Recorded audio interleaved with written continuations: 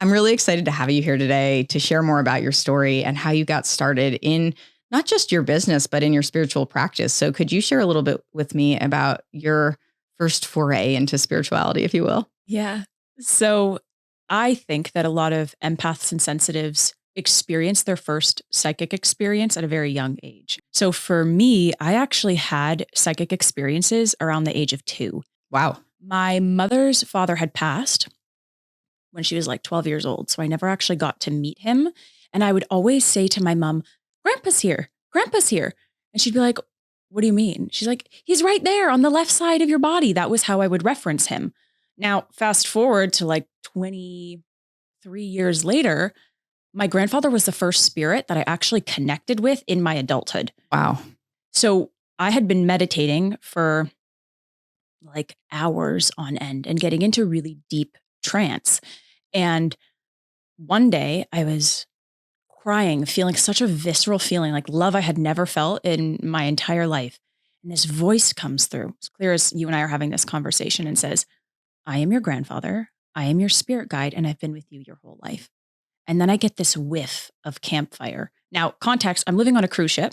If I smell campfire, that is an issue, right?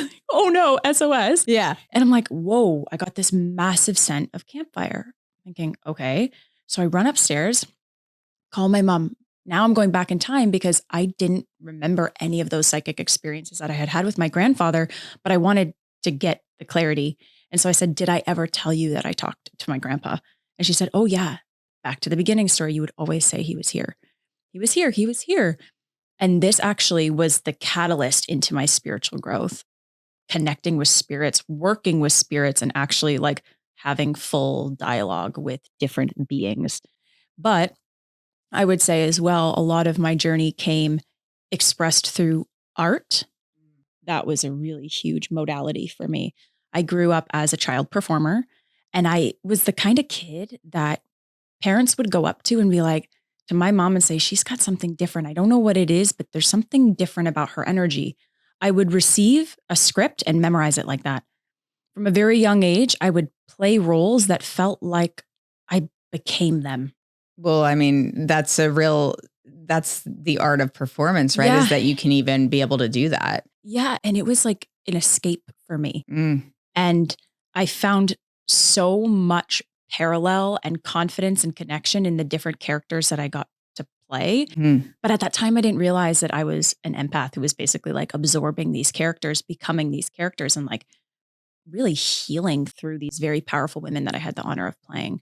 So I would say it was part these experiences that I had as a psychic growing up that I didn't remember. Then I grew up, and that's usually what happens. We forget. Society tells us stop being weird. And I used that, okay, don't be weird, but go find it through art instead as that, pathway until meditation. And then my grandfather came through.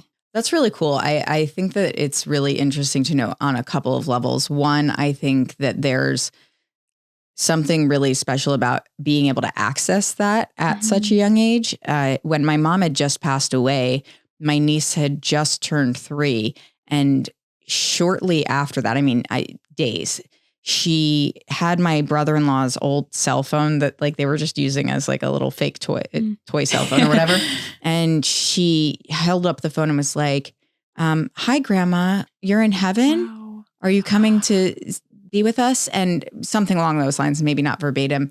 And I was just honestly kind of shook because she wasn't old enough to fully comprehend. I mean, just even trying to explain that to a child who had just turned 3, it felt like she was in tune with something that we were not in tune with, and almost created this sense of hope, that we could access that a little bit more through her. Yes. And at that age, this is when your sacral chakra is being developed, which is your ability to connect to different things. Usually as children, you think like they have a little mini Mickey Mouse toy and they're obsessed with it. They start to latch auras with it. With their parents, they start to latch auras with it. They're like, this is my savior. This is God. This is my everything. But then they also start to do that with the spirit world, where they start to like imagine that Mickey Mouse is so real. They start to play in this realm of imagination and play. And one would argue that maybe they're actually seeing reality. I was babysitting this amazing, amazing young girl, maybe like 7, 8 years old. And she would meditate with me and then be like, I'm going to my special place. And then I'd be like, oh, where's that?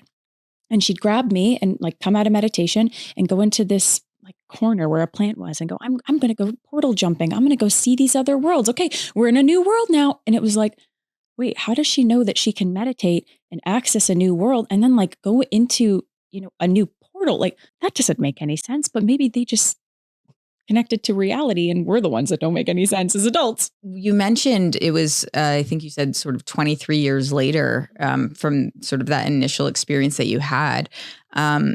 What really pushed you to explore your spirituality more after that experience? Well, I think it would be important to acknowledge what came before that, because then that kind of helps what comes after that. So in college, I struggled a lot with addiction.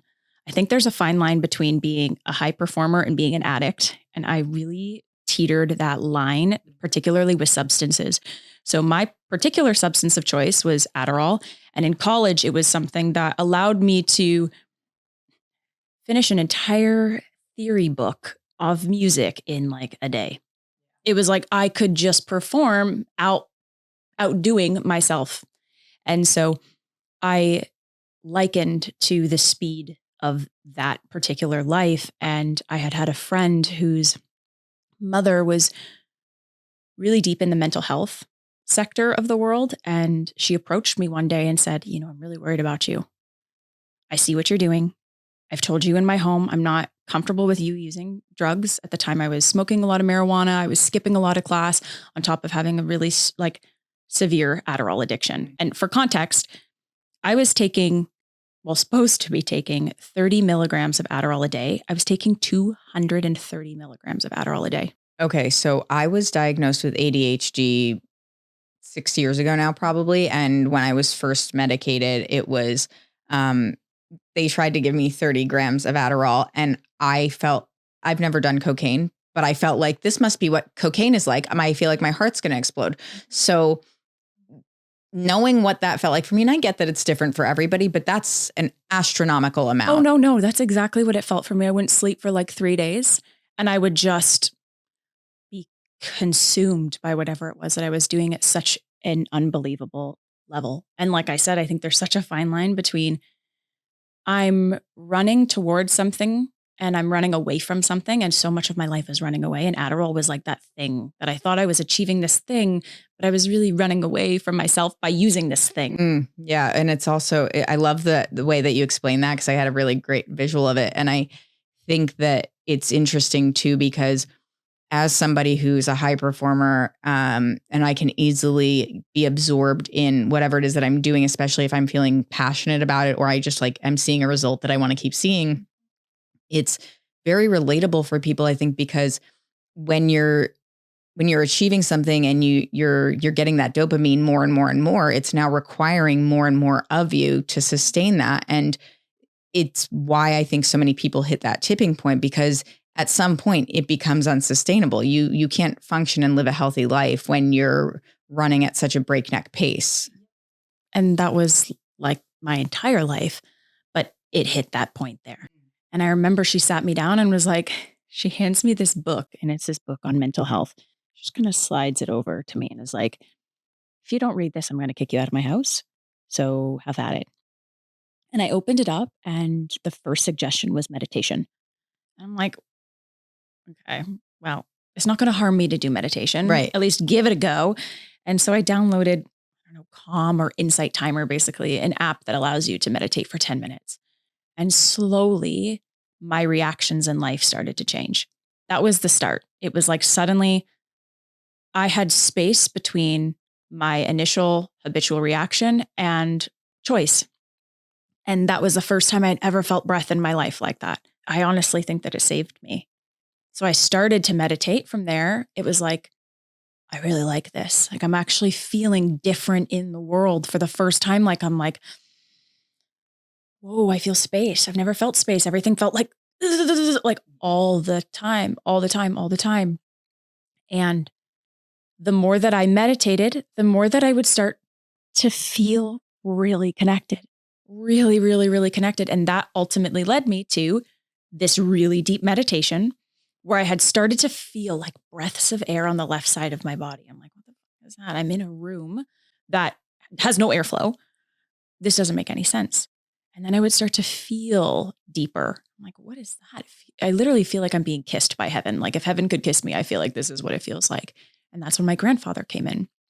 So when that moment happened, meditation was a necessity for me to maintain my mental health, but it also became something I was looking forward to because things were starting to happen. And at the time, when I had this experience, I was living on a cruise ship. It was like $1,000 basically to use Wi-Fi. So the chances of me being like, what do your psychic gifts look like? I didn't have access to that. Yeah. I also wasn't really thrown into my business yet. So I didn't really see what other psychics were doing. It was just me and this miracle moment. And that was like, what else don't I know?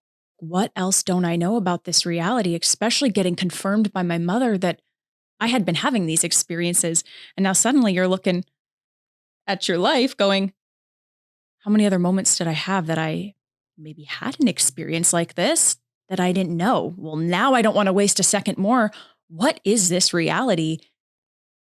And have I been told a lie? Because up until this point, it seems that way. So growing up, did you have a sense of spirituality within your household or any sort of religious belief system that you followed? Or this was just sort of your really most deep exploration into your belief system? I didn't grow up with any spirituality. My parents would take me to church here and there, but it was never like, we are this belief. Yeah. It was just like, be open. And when you get old enough, you can figure it out for yourself. So that was really blessed. A lot of people don't have that experience. I was very blessed that I didn't have to like find where spirituality and religion intersect. It felt good to be like, okay, at least I don't have to deal with like religious trauma and try to figure out spirit. Like, whoa, that's a lot. However, my household resembled abandonment growing up. Tell me more about that. So my parents got divorced before I was born. And then my parents got remarried 3 times each between the age of 0 and 7. It's a lot of transition. That's 6 parental figures while my lower chakras are being developed. My sense of safety, my sense of self, my connections to who I trust, who I don't trust, who loves me, who doesn't love me. And what I found was that my environment was not safe. And so I found myself escaping. So I would lock myself in my bedroom and say, don't bother me. And I'd put headphones in and I would dream. I'd put on like music and I would imagine that I was like Paris Hilton or Britney Spears or like somebody famous. That's what I used to do. And I would imagine that my life was different. And that was really kind of in my way, I would say that was my spiritual experience because I was using my third eye to imagine a completely different world in Technicolor, but I was also immersed in belief, which is such an important part of spirituality, not just thinking spirituality, but actually feeling it. And up until I was 25, I would process my emotion by locking myself in my bedroom, putting on music, and just imagining myself in a completely different reality.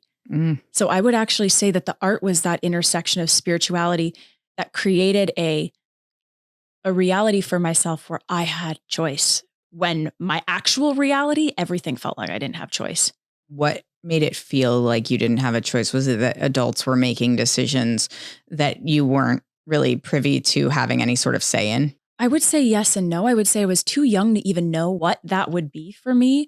But I would say that when my dad got married and I really liked that woman, but then they separated and I didn't know why.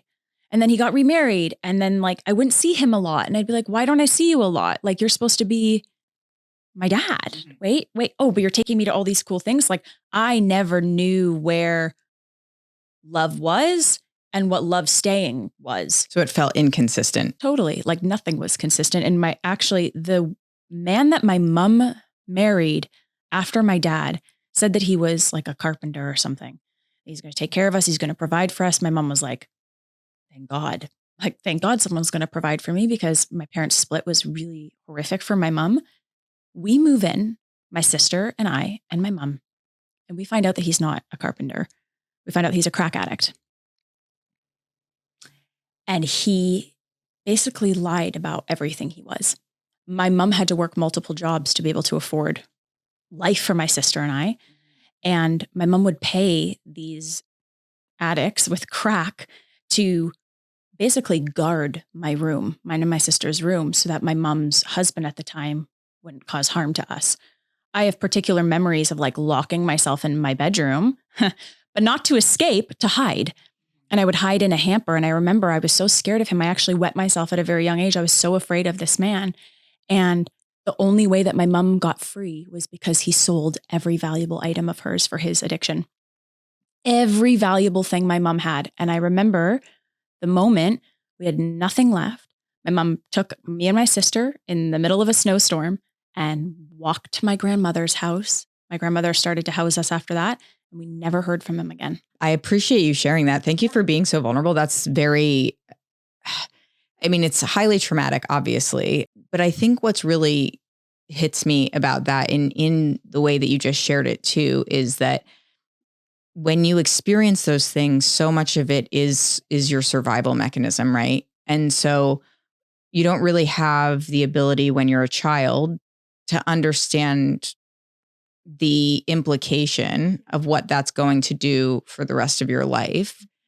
And so growing up in that type of environment, having that inconsistency, not really knowing where to place your trust, where it would be honored and held with safety, how did that reflect in your later life, in your relationships, not necessarily just with other people, but even like trusting yourself that like you could make the right decisions, that you could build a life of abundance? I would say that running away, that piece I hit on earlier, was a huge part, because then I really needed to dream for something better. And I had always had that within me. I felt like a thumb in my family. Actually, interestingly enough, you probably can't see this, but this is the birth date of my grandmother, my mother, and my sister. Soon to add my niece, born in 2022. They're all 30 years apart. I think it's a generational curse in the maternal side on my family. This martyrdom that ran in my bloodline, this sacrifice that ran in the women in my bloodline that I could catch on to at a very young age. And I was like, that is not why I'm here. I'm not here to do that. So a lot of what motivated me in the beginning was like, I will dream for us and I will get out of where we are. Cycle breaker. Yeah, but cycle breaker who's creating more trauma by running from trauma, Right, yeah, yeah. Which is a totally different thing. I think the challenging thing about being the cycle breaker, and I think we're sort of in this collective generation of cycle breakers. Obviously, you're a bit younger than me, but I think sort of the millennial Gen Z age range is a group of people who are not just rising to the occasion with things like emotional intelligence and awareness, which is extremely key, but also the consciousness and the ability to see the patterns and try to find a way to not just put a halt to the patterns, but to forge a more intentional, grounded, and gratifying path forward that honors like the wealth inside of us, instead of needing the sort of the structure of the trauma, right? Like we follow this path that's been carved out for us. And I mean, just neural pathways alone, right? It's so much easier to just keep doing the same thing you always do. Just keep doing the same thing you always do. Go this way. That's the way you always go. And you're like, I don't like what's at the end of that path. So why am I going down that path? Having the capacity to step back and ask yourself that question is very daunting to a lot of people. But when you do it, you can't unsee any of it. And it sounds like you really had several eye-opening moments, and especially being able to look back on your childhood and reflect and see sort of what some of those pivotal points of, pain and growth were. Yeah. It's the realization that everything I am in so many ways that got me to a certain point was because of my mom. And like, I am so grateful. She always believed in my dream. She was like, we have nothing. We're making it work. She always would say to me, we may be poor, but we will never look it. And that showed true in my entire life. We would always try to fit in and make it seem like we weren't talking to the dean about how we could figure out financial payments through my college education. Like my mom always made it work. And I instilled that in from her. It made me unstoppable in my pursuits. But then when it got to the point that I had absolutely exhausted every single option I could to forge my dream to the detriment of my well-being, that's when I realized that what my mom had given me had ended there and I needed to start anew. And that was the big shift for me, was I cannot keep running away from what I'm afraid of becoming. Yeah. It doesn't work. It's not going to work anymore, because that belief is why I think I instilled this mindset that everything needed to be harder for me. It was always going to be hard for me. It was going to be easier for everybody else. I was always going to have it harder, and I would always need to sacrifice something in order to make it happen. I can't thrive that way. I can't have a flourishing relationship that way. I can't invite in clients that way, that I want to serve from the right place. I can't create from the right place with that in mind. And so my mom taught me how to run away, but to make shit happen no matter what. That's what has made me the entrepreneur I am today. And only to the extent that it was not causing so much harm for what I wanted to create sustainably in the future. What does it feel like to have taken on this new path for yourself and to have been able to take these spiritual gifts that you've been given and turn that into not just a business, but also part of your healing? Everything, because I get to see now how it benefits particularly the women in my bloodline, and how I feel like I'm deeply received in who I am and how I can offer them what I can that supports them in their healing. So that's a huge piece for me that feels so gratifying to be open to my spiritual gifts. Is, for example, when my grandmother passed a little over 2 years ago, my mom had a very close relationship with my grandmother. She was her primary caregiver. Of course, going back to the story with my mom's ex, my grandmother took us in. My grandmother knew some stuff. Let's call it that. When she passed, I started to connect with my grandmother. She started to come through my meditations. And so I got to be able to bring this information to my mom in a way that she was open to receive. Because she was ready. She was ready. When you lose a parent, there's this intense longing if you had a reasonably good relationship with them. And I'll say that my path to spirituality really ignited in that moment. Yep. I had been exploring Zen, Buddhism, Taoism, things like that, because philosophically I like that concept. And I was trying to really reason with myself about the impermanence of things, even before I lost my mom, just about the toxic relationship I was exiting, and trying to believe that there was a clearer, happier, more peaceful path forward.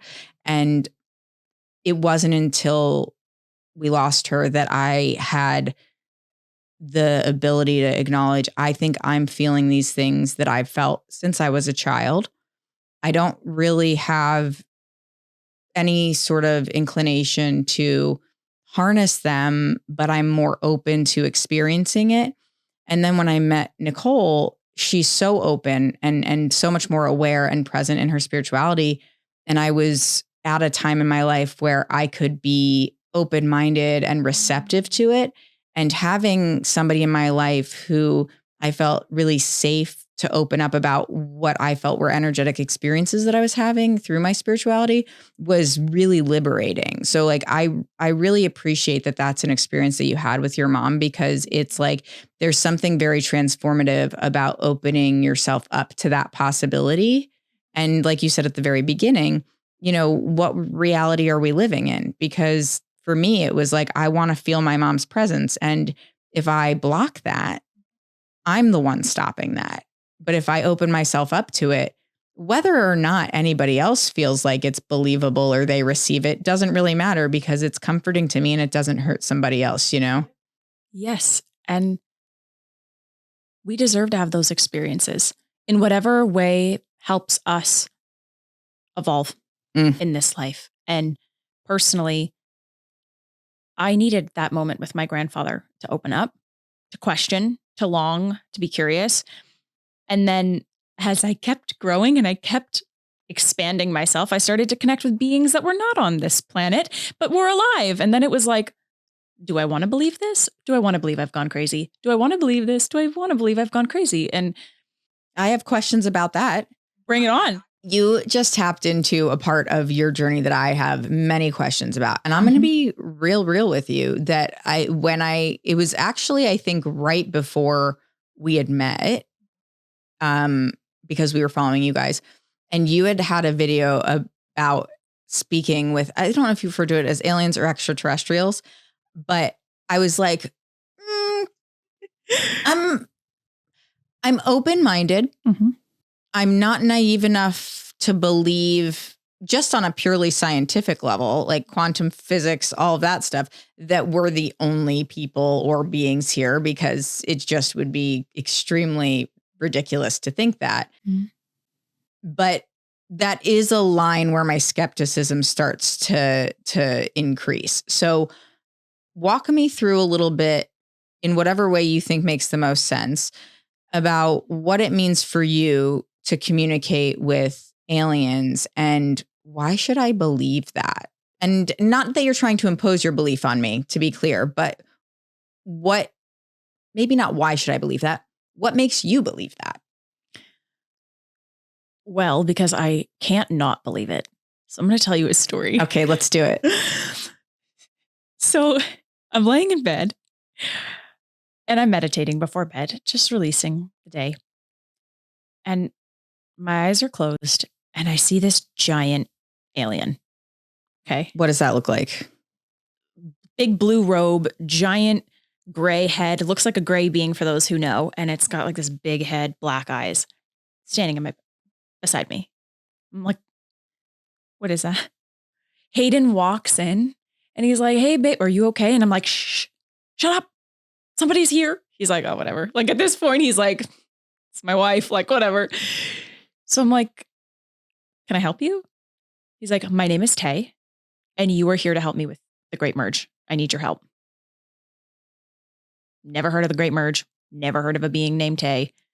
Never had an alien come and visit me unless I was intending to invoke them, which at a time of my growth, I thought that was cool. Now I'd be like, don't ever do that unless a being comes to you. In this case, this was a being that had come to me.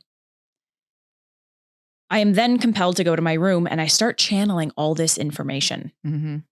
Basically, I start to stream of consciousness, all of these downloads about the world and what we are as beings of this world. And I sit with it. He leaves. I'm like, what was that? How long did that experience sort of last? Maybe like 20, 30 minutes. So I was like, okay, tell Hayde, that's what happened. He goes, whoa. Okay. So at this time, I'm already in connection with my spirit guides. I've already had a relationship with them. So I run it through them and I'm basically like, what was that? They're like, this is the next part of your journey. Okay. So then now I want to connect with Tay because now I'm like, who are you coming to my house asking me questions when I'm trying to sleep, bro? So then now I'm meditating and I invoke him and call him forward. And he starts to tell me that I am here to support, if I choose, global light work for the planet. He will tell me different locations in the world at certain times where the world could use it the most. So a good example of this are like portal days. So for example, the Lionsgate portal on 8/8, everybody knows it because everyone tries to capitalize off it. Well, I'm trying to do good work in the world on these days. And so he'll say, okay, 8/8, you'll go to Sedona. You need 8 people to help you perform this work. And the theme of it is this. Okay. So then he starts to tell me where we're meant to go. And I'm like, I am absolutely apeshit, but I'm going to bring it to my audience. And I'm going to say, hey, there's this being that has come forward who says that we have work to do. We need to perform work for the planet. It's needed more than ever before. And if you feel called to contribute, we would love to have you. I drop the link. I say, hey, if you're open, next thing you know, I see all these payment links coming in and people are like, I'm so excited to contribute. I can't wait to be a part of this. I've been waiting to serve the world in this kind of way, to use my gifts in a way like this. Like, okay, then. I've now worked with Tay for 5 great merges.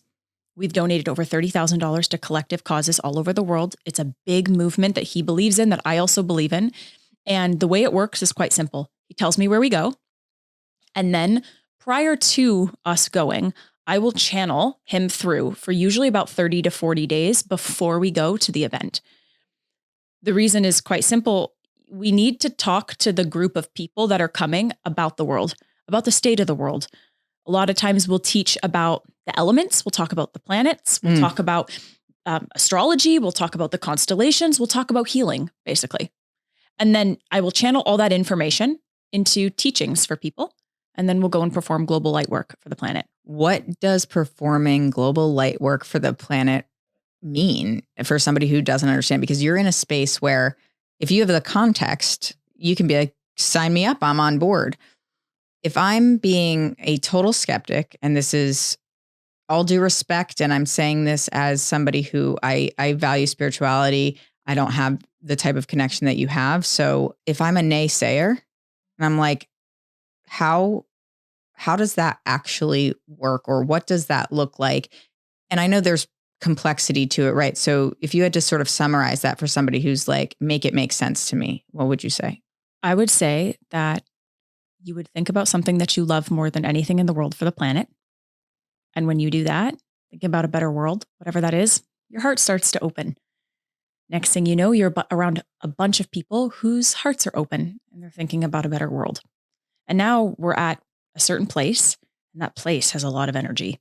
It's like, it feels like it's calling us, and we're there and we're all standing there and our hearts are all open. We're thinking about a better world. Suddenly what starts to happen is a version of you starts to open up. And now you're starting to maybe imagine light is coming through your hands. And as you're imagining lights coming through your hands, maybe you can start to feel it a little bit. And then you're starting to imagine maybe sending it to the people around you. And now there's like this current of light and people are picking it up and we're all imagining what a better world would be like. And so we're sending this current of energy around to each other. Now the energy is really starting to pick up and we're really starting to feel euphoria for the world, a better world, what we want to release for the planet, desires that we have to see a better world. And then we take this energy and we set an intention and we place it into the earth. And we imagine it like a root. And the root has all of this network that goes into the core of the earth. And so we send that light down through the roots into the core of the earth because the core creates the rest. So we send the information to the core, and then from the core, all the energy gets dispersed to the planet. In layman's terms, that's essentially what we do. We work with light and a high intention for a better world based on where the world needs to be better. And then we all open our hearts and send light, the colors of light, and then we breathe and send it into the earth. I really love that. Thank you for explaining that. Of course. And I feel like the way that you just described that is really aligned to what I not only can grasp, but what I can get on board with as a person for me. That's what we want. I want people to be able to go, oh, I want a better world. And I can get behind that, because one of the biggest, I'd say, resistances for people when it comes to the great merges, I don't know if I'm powerful enough to contribute. I don't want to contribute to a worse world. I don't want to do something that's wrong. And that's why I teach the entire Sovereign Healer methodology, because I prioritize safety. So from a technical point of view, I make sure that we're basically domed in light. Basically what that means is that we're invisible to anything that could harm anybody. Mm. For example, I put, my clients will laugh at this, I put basically like an invisibility cloak. Stay with me. I put an invisibility cloak over the top of us for the light work that we did. Okay. And I kid you not, people were biking like we didn't even exist. And there were people who were having full emotional releases, cries, like consoling each other. People were having wild experience, and the bikers were just going by like just another day. So from a technical point of view, you know, we want to protect the space so that when we're moving a lot of light and our intentions and our hearts are in the right place, that we can maintain the integrity of that. And that's why I shield the space to make sure that it's protected. When you're in that type of experience, do you feel like somebody sort of on the outside of that would look at it? And I hope that you don't take offense to this, but I think I want to ask the question that I think would be on somebody's mind if they're like, I want to call bullshit on it, right? Yep. Do you get people who think that it's like sort of a cult mentality? Mm-hmm. How do you express to people who might think that you're ill-intentioned that that's not the case and that there is something more powerful and peaceful about it? I would say that I want people to trust whatever they think about me. As we were chatting earlier, we were chatting about human design. Well, I have a 3-5 in human design. So the 5 line is basically people are going to project on me regardless of if I tell them why I think something is good, why I think something is benevolent, and why I think they should get on board. I find that people are going to create whatever conclusions serve them at the time that they're ready to receive it. And actually, I think that's a better piece of advice to give. If you want to discern that it doesn't feel true, trust that. And if you're meant to discern otherwise later, hopefully I'll still be here. And I think that that's really important, at least in the way that I want to teach discernment, is discernment feels like, it's not like, whoa. And sometimes it does, but that's not discernment. That is very clearly big no. Discernment is more subtle. And if something just feels, then it just means, I don't think so. And that's okay. I want people to trust themselves. And I want the people who go, yep. I want those people. I want the people who have the calling, because those are the people who are actually called to the great merge. Not the ones that are like, I'm curious and I'm a little bit about it. I have better things to do, than to try to contribute to the betterment of the world while I have to tell somebody why they should discern properly, That doesn't feel conducive for me. But what does feel conducive is teaching people how to trust the feeling and then let them decide for themselves, because God will always straighten the path if it's meant to be straight for the person. Yeah, I love that. And something that Nicole likes to say that I really love and sort of try to embody too is a lot of people with spiritual practices say, take what resonates and leave the rest. And I do like that. Nicole sort of expands on that a little bit and says if it feels right and safe and good and true to you. And that just really hits for me, because you want those points within yourself when you're being discerning, right? And I think you described it perfectly with the eyebrow raise. It's totally right. It's like maybe you need more information to decide how you feel about it. If you've decided that that's not for you, that's okay, right? Exactly. And it might not be that right path for you. Totally. The beauty is that there's so many ways to experience service. Yep. And my service just happens to be for the misfit weirdo aliens of this world who are doing really high vibrational work that resonate with the great merge. Yep. Whereas if you don't, that's totally okay, because that's why I have the sovereign healer. And the sovereign healer is so introductory. It teaches anybody, regardless of what setting you're in, how to be able to navigate your spiritual connection from the ground up, instead of we're already up here and we're trying to make do with that. What's beautiful is that all paths lead home, ideally, and home is God. And however it takes you to get there, whether I'm the or I'm the I'm still going to sleep tonight, because I know that my path feels right to me right now. And if it doesn't, I've had that happen. And then I learn and I go, okay, well, now I'm back home. And if I lose my way, I'll come back home. I love that. Yeah, I really love that a lot.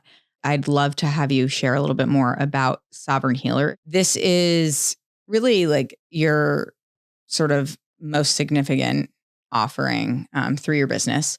And this is how you help people really learn to harness their spiritual and psychic gifts.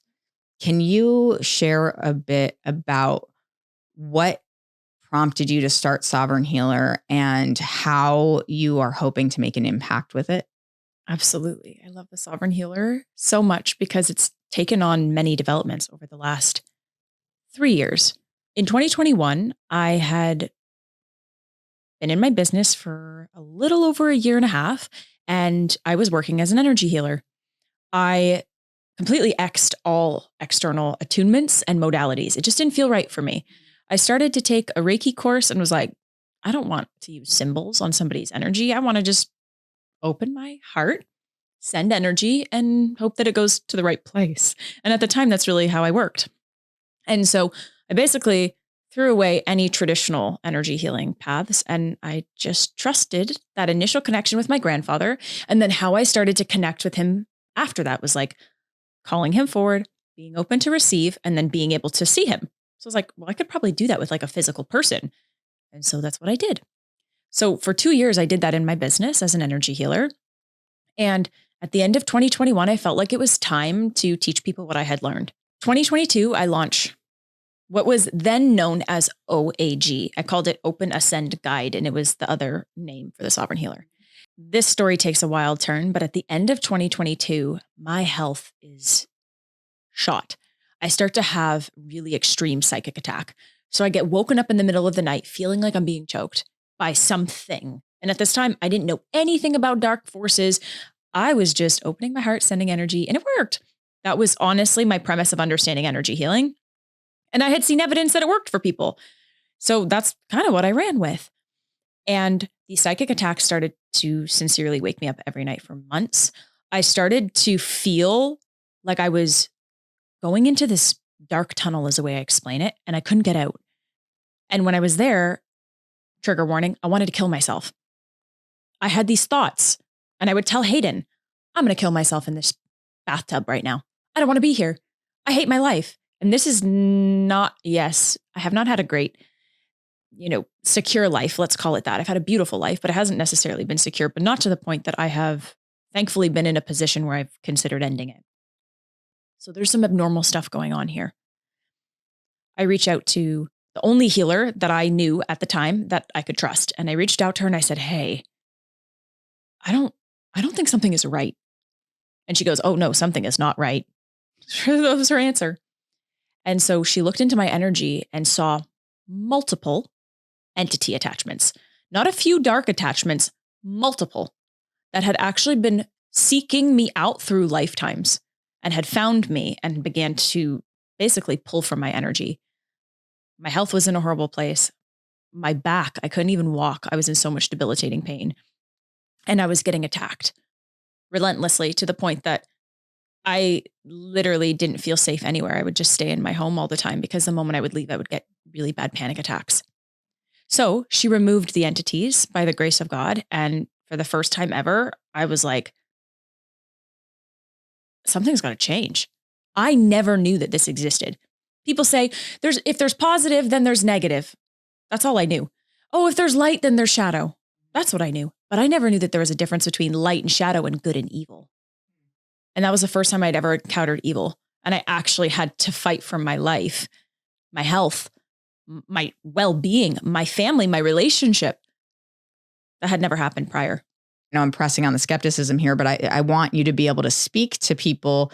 As you said, you're not trying to convince them of anything, but to educate someone who doesn't know what like a dark energy or force like that would be. How does that even happen? You remember when you said, my empathy is my greatest strength and also my greatest source of weakness.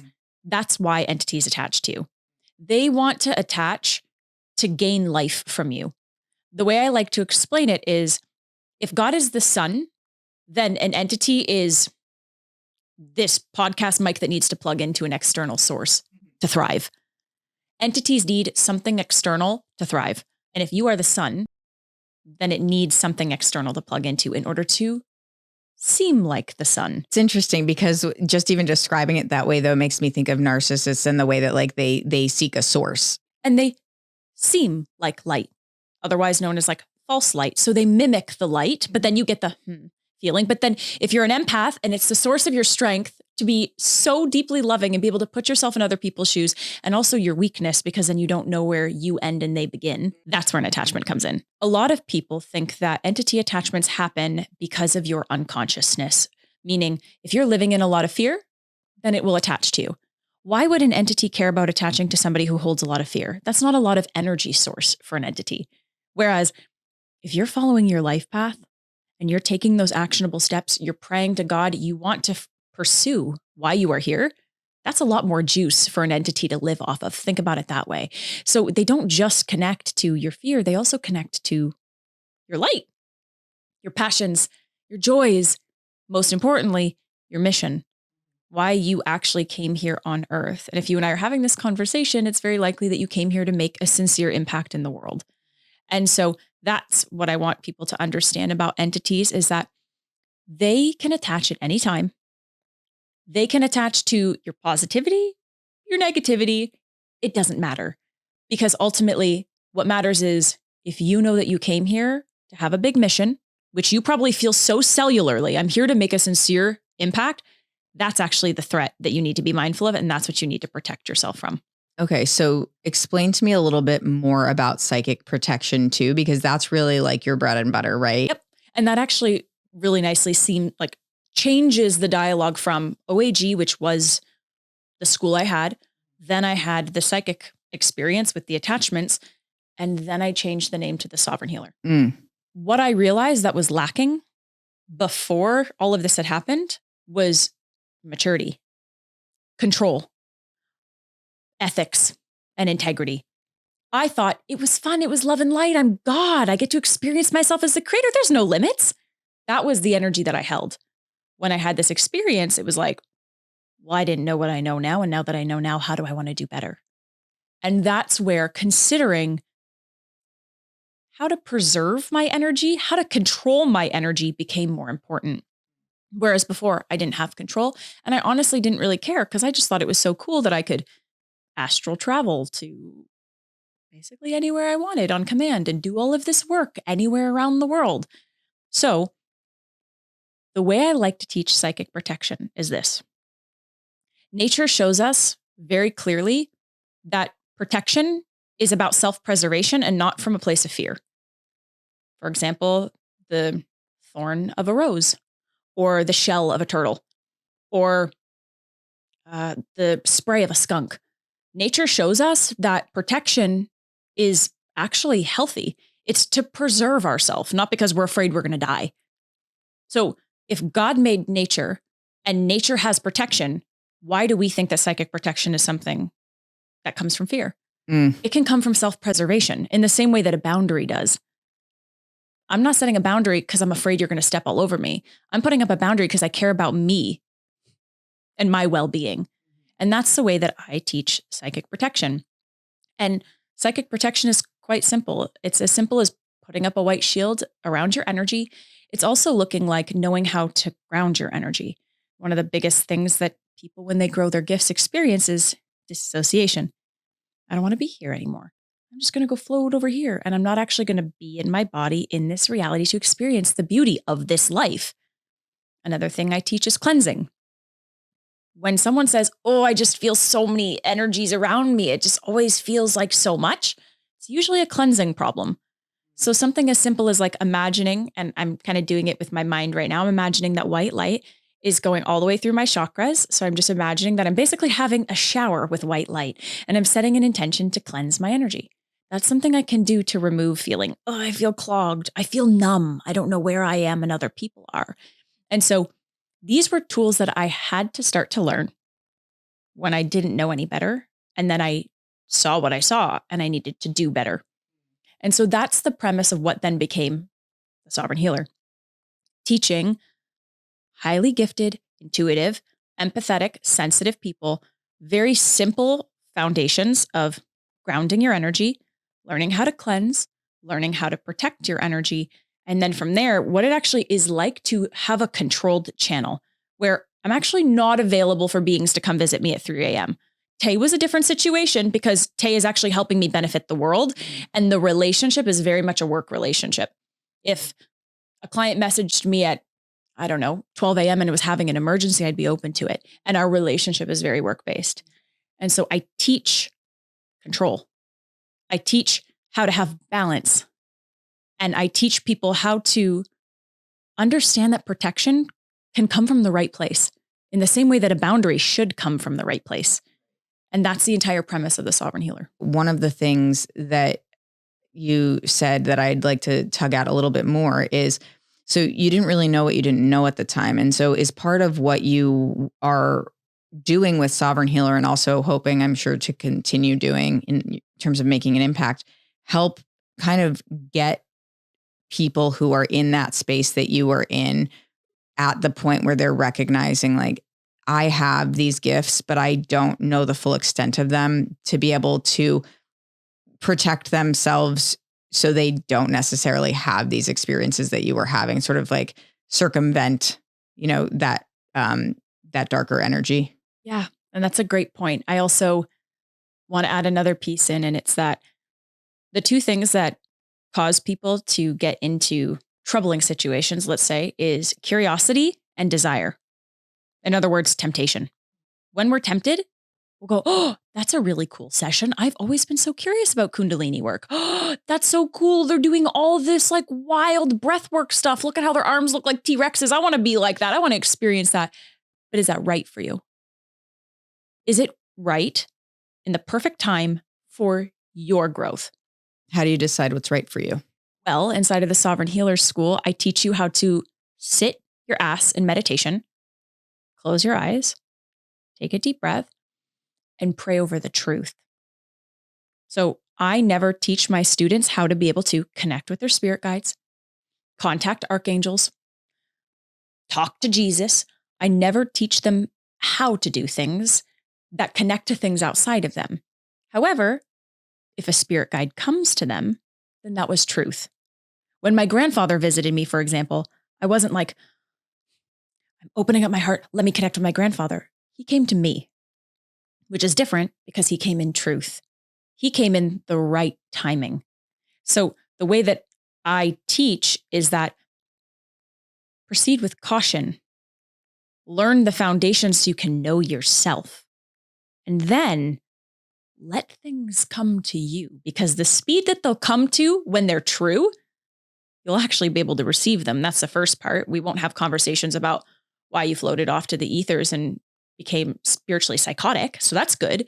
But then also, it was God's timing. And when it's God's timing, then you know that that's a part of your mission. It's a part of your true path.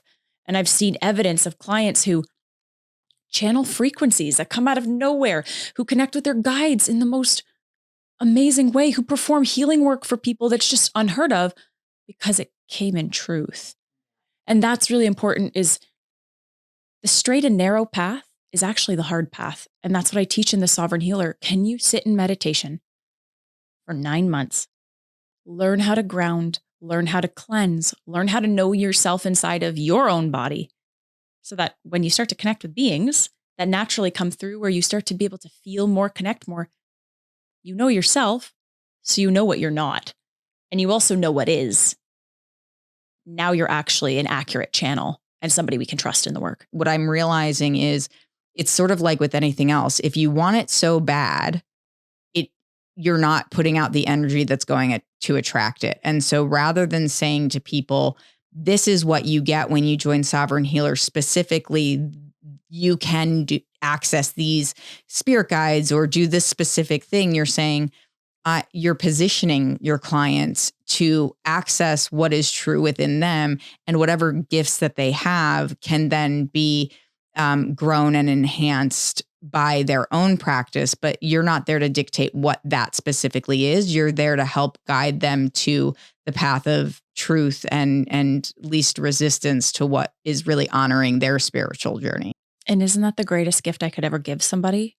Is to get on their natural path of their gifts. I don't want everybody to be like me. Not everybody's meant to destroy entities. And certainly I don't imagine a world that's all that we do. I want people who are naturally gifted, which we all are, to know what their natural gifts are. And sure, I could probably sell a lot more spaces in the Sovereign Healer if I was like, we're going to learn how to remote view, and we're going to learn telepathy, and we're going to learn telekinesis. Fine. That would bring in a lot of people who wanted it as fast as possible and wanted the shiny thing. But my work is not the shiny thing. It's the honest thing. And if you want the honest thing, you're ready for the mature thing. You're ready for the right thing. And that's what the Sovereign Healer teaches you. And the beautiful thing is, when you stop putting your own agenda in the way of God's timing, your life gets way better, and it gets right, and it gets true, but you also get blessed way better than anything you could have ever wanted for yourself could ever happen. And I've seen that in my life. I see that in my students' life, and that's what I want for the world. A life beyond needing the validation, needing to chase that curiosity to the point that it creates harm in our lives. And I understand that Sometimes curiosity can come from vulnerability. Like, I'm so desperate to connect with my mom, or I'm so desperate to connect. I want to connect, but pray over the truth and then open your eyes and see all the ways that spirit communicates, because I'm sure your mom has probably been around in multiple ways. So it's like, if your eyes are open and your heart is open, then you'll notice all the ways. It's just, can you trust the way that she comes through for you and not the way that maybe she would come through for somebody else? Or even the way that like I want her to, but it's not. Exactly, because that would rob you of the miracle of the way that she's coming through right now. How can you have more if it's not enough? That's a huge thing I teach. So many of my students are like, I want to be clairvoyant. I'm like, is that the creme de la creme? I didn't know it was. There's so many other beautiful gifts. To be honest, I think clairsentience is better, the ability to be able to feel spirit, because feeling is very hard to deny. What I see, I'm like, is that in my mind? Is that like, am I thinking that? Is that real? Did I actually see that? Whereas even clairaudience, it's like, was I just having a conversation with me the whole time, or was something else coming through my ear? How do I know? I think clairsentience is the strongest gift in my opinion, because to feel or feel a whoa is way more convincing for me. I think we should be having a conversation about, why are we all aiming to be clairvoyant or aiming for a certain gift, instead of look at the gift that's right beneath your feet. And I think that's why I grew all of my clair abilities, was because I grew my gifts on a cruise ship where I couldn't pay for the Wi-Fi, and I didn't know what this all meant. And so I just basked in it. It's like, this is the coolest thing I've ever seen in my life. Like, how am I talking to this dead man that I've never met, who's giving me some of the wisest advice I've ever received about who I am? I've never felt so seen in my life. Why would I try to go, okay, well, are there other people? How many more? Oh my God, let me go. Let me try. Woo.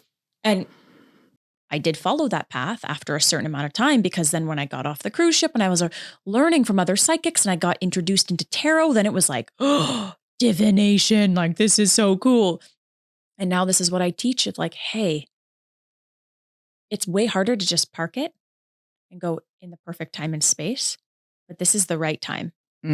If you can come back to this, you're going to be so much more proud of yourself. And it's going to be so much more gratifying when spirit comes through, when you didn't force it. Because then how do you know if it's actually true if you forced it? Yeah. Yeah. Well, I think it does. It puts it into your mind of like, was I kind of manifesting this in my own way versus experiencing it for what it is? And that's the miracle. I can't even tell you how many clients I've been able to witness their first connection with a guide. And had I have been like, you have a guide that is here right now, his name is Samuel, it would have robbed them of the joy and that miracle. I like to explain it like your miracle moments. And they're way better if you're like, oh, why isn't this happening? Okay, fine, I'll just sit in practice. Okay, wait, let go. Yeah. It's way better that way than totally. like, here is how you learn the art of remote viewing. Maybe that's not somebody's gift. And if you just want to do it because it's cool, well, you'll probably be hiring me for entity removal at some point because of your decisions. So, and that's fine, do you, but also know that all paths are going to continue to lead home, because we're ascending.